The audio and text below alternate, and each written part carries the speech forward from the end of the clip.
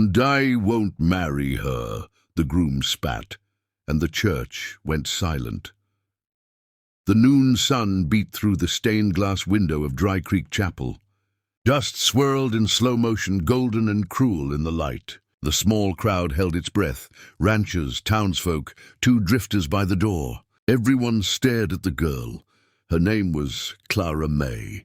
Her dress was white, but her cheeks burned red. Her hands trembled against the lace, and her corset strained under the weight of her body. The preacher blinked, unsure what to say next.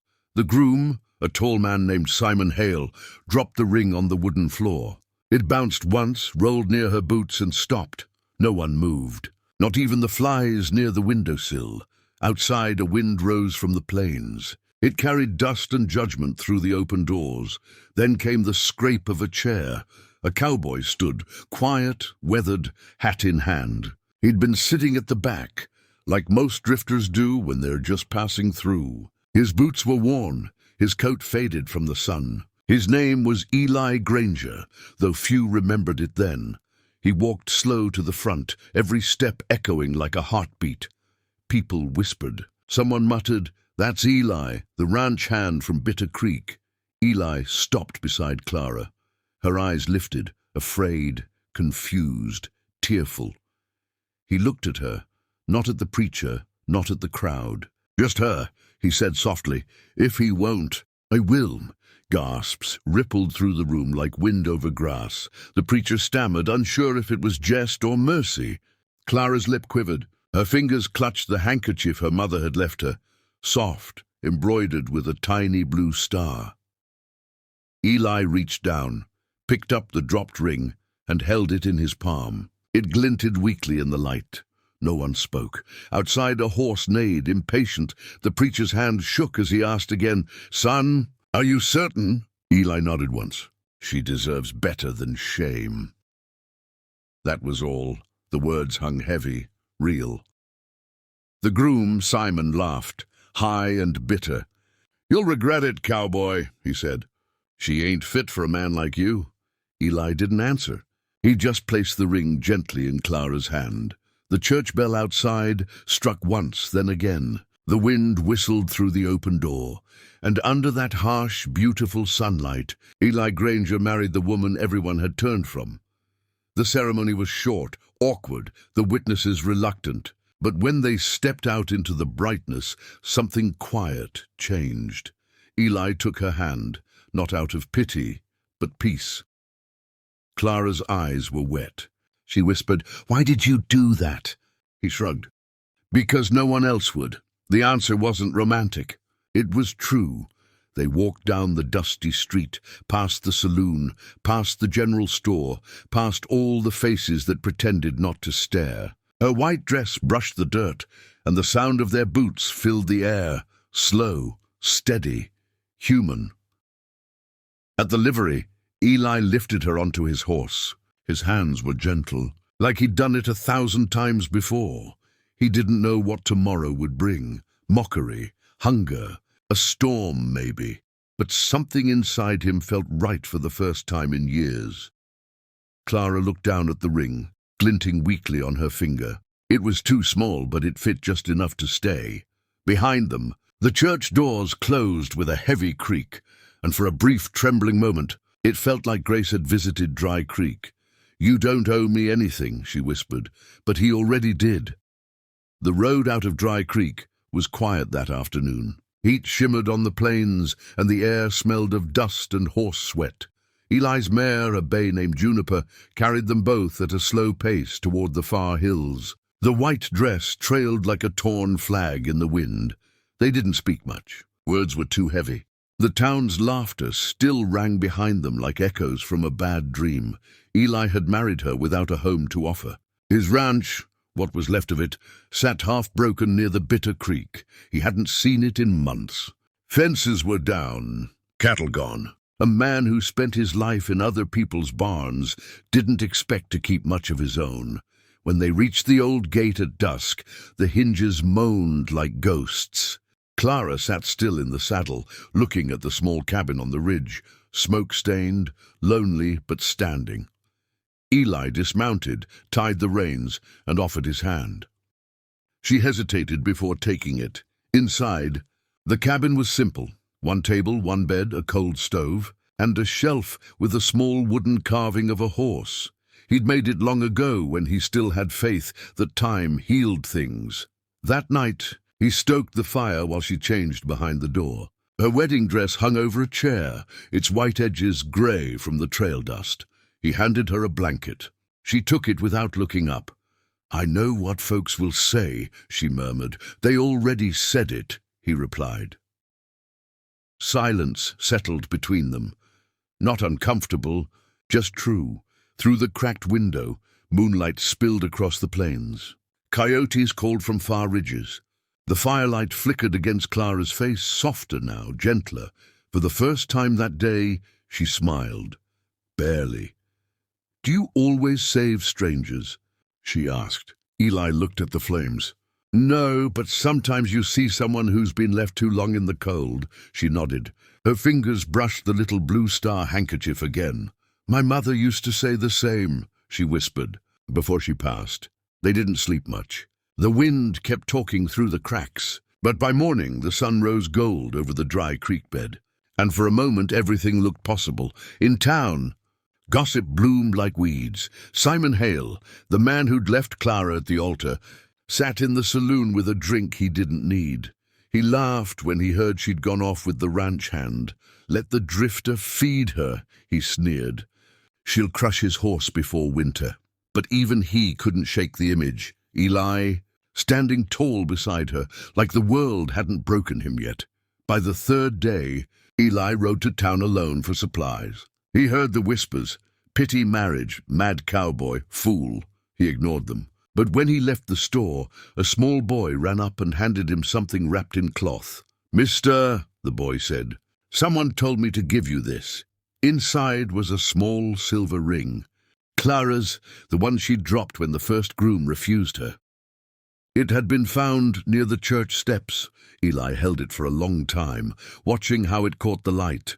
Then he slipped it into his coat pocket, close to the wooden horse carving he always carried. That evening, when he returned, Clara was sitting on the porch, hair unpinned, watching the horizon. He placed the ring in her palm without a word. Her eyes filled. She looked at him as if she was seeing him for the first time, not as a savior, but as a man who'd chosen kindness over pride. The fire burned low that night, but something else began to warm between them. Quiet trust. And for the first time since the wedding, Eli found himself smiling at nothing at all. In the Wild West, even broken hearts could bloom in dust. "You'll regret it, Cowboy," the groom had said, and the words were starting to echo true. 3 weeks passed. The ranch had begun to breathe again. A small garden near the fence, a patched roof, smoke from the chimney most mornings, but the nights were still cold, and the wind still carried the memory of laughter from Dry Creek. Eli woke before dawn every day. He fixed the barn roof, split wood, checked the water trough. Clara cooked, slow, careful, always too much food. He never complained. Sometimes she hummed while she worked, soft as morning light, and he'd pause just to listen. But there was something inside her still unhealed, the way she avoided mirrors, the way her smile died when she heard horses pass on the trail. Each time she gripped her mother's handkerchief, that tiny blue star, like it was the only piece of herself she could still trust. One afternoon, as Eli rode back from the creek with a bucket of water, he found a shadow near the gate. Simon Hale. The man looked sharp, mean, the kind of anger that grows when pride starts to rot. "Didn't figure you'd last this long," Simon said. Leaning on the fence post, Eli set the bucket down slow. "You here for something, Simon?" "Yeah," he smirked. "For what's mine?" Eli's jaw tightened. "You threw her away." "Maybe, but I ain't about to let folks think she traded up for some ranch hand charity case." The air thickened. Dust spun between them like smoke. Eli didn't move. "You best ride home," Simon laughed. Or what, Cowboy? You'll marry another man's shame and call it justice? Eli's hand hovered near his belt, but he didn't draw. Not yet. Inside the cabin, Clara heard their voices, then the silence that follows when men decide whether they'll use words or guns. She stepped outside, trembling but tall. Her voice broke the quiet like a church bell. "Go home, Simon," she said. He turned, half shocked. Her hair blew wild in the wind, her dress plain, but her eyes steady, not the same girl who had been left at the altar. Simon spat on the ground. "You think this drifter's your savior? He'll leave you when the pity fades." Clara didn't blink. "He's already stayed longer than you ever did." For a heartbeat, no one moved. Then Simon swung his leg over the saddle, bitterness twisting his grin. "You'll both regret this." He rode off into the dust. That night, Eli sat by the fire, sharpening his knife out of habit. Clara sat across from him, quiet. "I didn't want you to see that," she said. "I didn't mind," he answered. "You needed to." She looked at him, tears close but not falling. "I thought I'd never stand up to him." Eli smiled faintly. "You did more than stand. You made him small." She reached across the table, hesitating. Her hand brushed his. Just a touch. It lingered longer than either of them expected. The fire popped. Somewhere outside, a coyote howled, long and lonely. Later, when he stepped outside, Eli looked up at the stars. The air was cold enough to bite. He took the small silver ring from his pocket, the one she'd dropped that day at the altar. He turned it in his fingers. The metal caught the firelight from the window. Then he slipped it onto a thin leather cord and wore it around his neck. Not as a token of love. Not yet, but as a promise to protect what others had laughed at. Inside, Clara watched from the doorway, her hand over her heart. For the first time in her life, she didn't feel like a burden. She felt chosen. In the Wild West, a kind heart could be braver than a drawn gun. "He'll come back," she warned, and the cowboy knew she was right. The days grew shorter, colder. Wind moved through the valley like a slow knife, carving silence into everything it touched. Eli worked harder than ever, patching fences, mending saddles, keeping the fire alive. But something darker brewed beyond the horizon. Simon Hale hadn't let go. He'd lost his pride. And in the Wild West, pride was worth more than money, more than law. Men said he'd been seen near the canyons, drinking with outlaws. Men said he was planning to take back what he claimed was his, even if it meant blood. Eli didn't talk about it, but he could feel it, the kind of quiet that comes before a storm. One morning, he found Clara standing by the barn, staring at the sky. The wind whipped her hair loose. Her hands held the blue star handkerchief like a prayer. "He'll come back," she said softly. "Simon!" Eli nodded once. "Then we'll be ready." She shook her head. "You don't have to protect me. You already gave me more than I deserved." He looked at her then, really looked. "Clara," he said, "you deserve a whole life. I just made sure you got the chance to start it." She smiled faintly, but her eyes carried worry like a shadow. The memory of that church day never left her. The stairs, the laughter, the ring dropped like trash. But this place, this man had given her silence, and in that silence, her heart had begun to heal. That night, she cooked stew over the fire, humming again, a song her mother once sang. Eli sat by the window, oiling his rifle, listening. The room felt warm, safe, alive, but somewhere beyond the ridge, a horse whinnied in the dark. It came on the 5th night. The moon hung thin, silver as a blade. Juniper, Eli's mare, stamped nervously in the corral. Eli stepped outside, lantern in hand. The air was too still, the kind of still that carries danger. Then the sound, hoofbeats, 3, maybe 4 riders. He set the lantern down, drew his rifle, and whispered, "Stay inside." Clara froze by the door, clutching the handkerchief. Her breath came shallow. From the dark came a voice, slick, mocking. "Evening, cowboy." "I told you I'd be back." Simon Hale. Eli stepped off the porch, rifle steady. "You brought company." Simon laughed. "Just some friends who like easy money and easy women." The men behind him chuckled, the kind of laughter that turned the stomach. Clara's hand shook. But she didn't hide. She stepped onto the porch, shoulders back. "I'm not afraid of you anymore," she said. Simon's smile faltered, just for a moment. "Then you're dumber than he is." The first shot cracked the air like thunder. It missed. Kicked dirt near Eli's boots. Eli fired back once. A shadow fell from its horse. The others scattered behind the rocks. Horses screamed. Dust rose. Gunfire lit the darkness in flashes of fire and fear. Clara dropped to her knees beside the door, whispering, "Lord, keep him." Her tears hit the wooden floor like rain. Eli reloaded fast, heart hammering. He wasn't fighting for pride. He was fighting for her peace, the kind he'd never known until she came. After what felt like an hour, the night went quiet again. Only the wind spoke.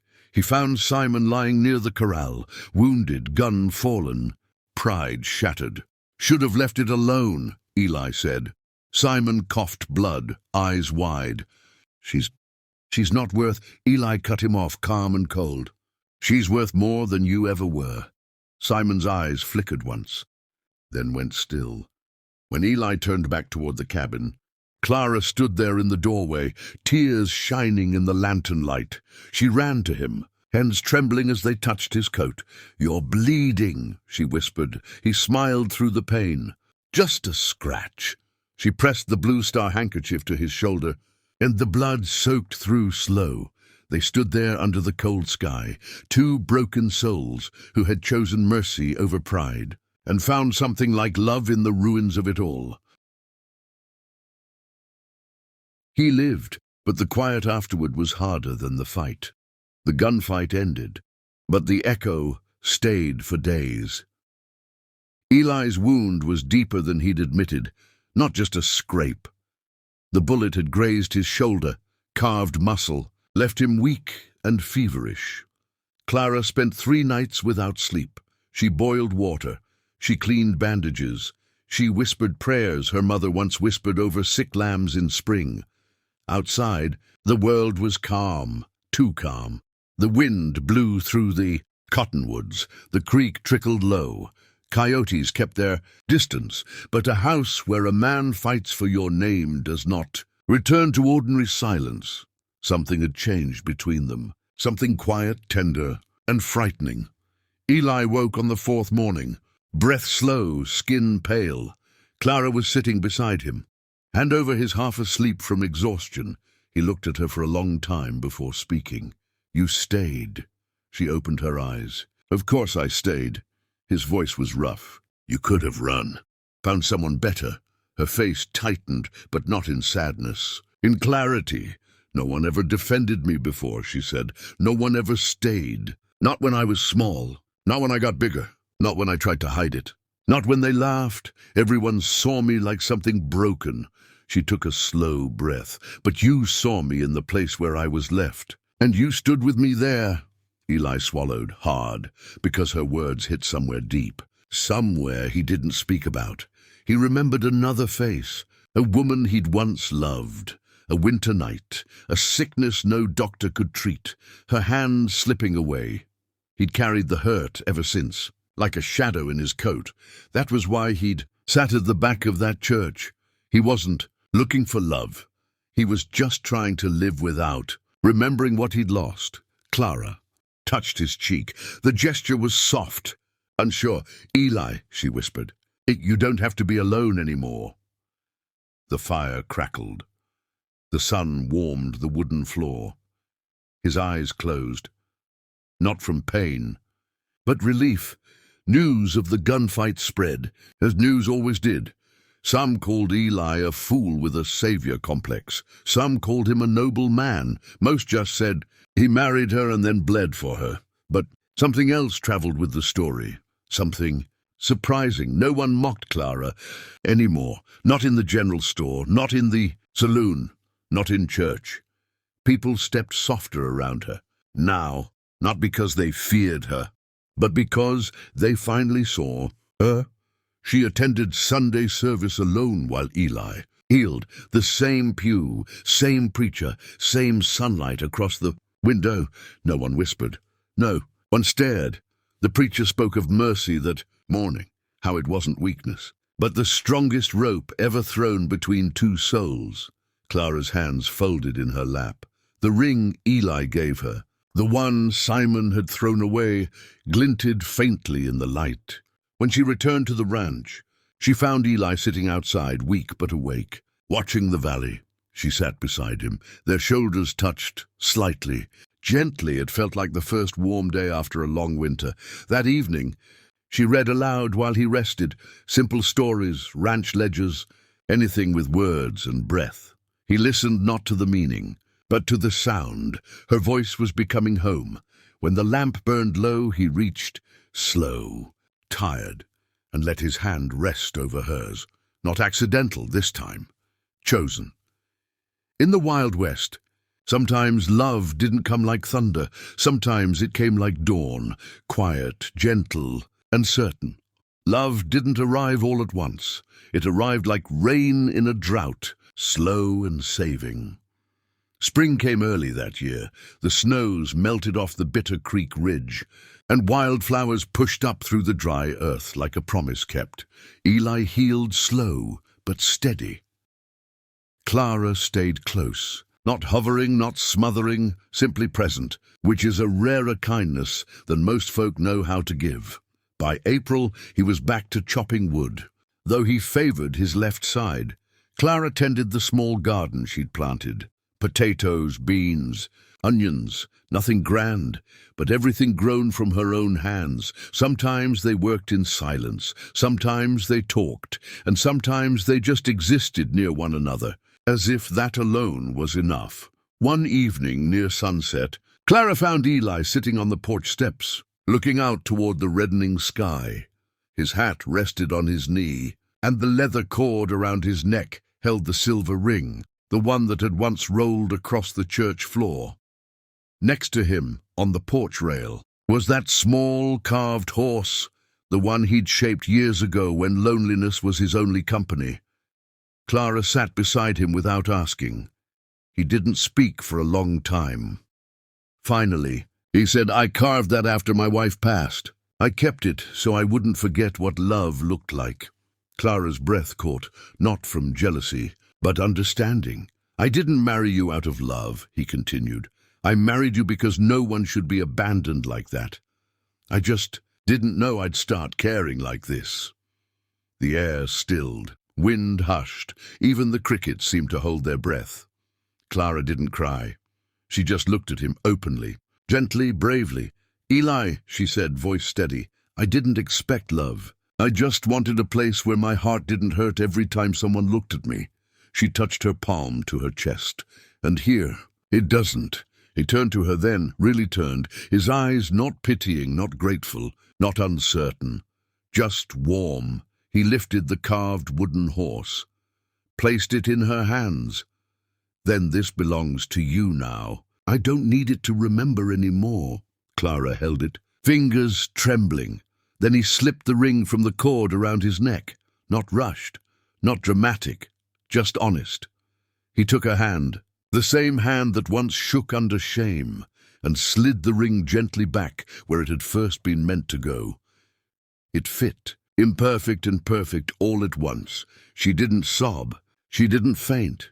She just leaned her forehead against his shoulder and breathed, slow and full, as if her lungs had finally remembered how to hold joy. The sun dipped low, the wind softened. The world felt quiet and wide and kind. They ate supper that night with the windows open, listening to the creek. No grand declarations, no wedding speeches, just two souls choosing each other again and again in the small ways that matter most. And word spread, as things do, not the kind born from gossip, but the kind that settles into a town like a lesson.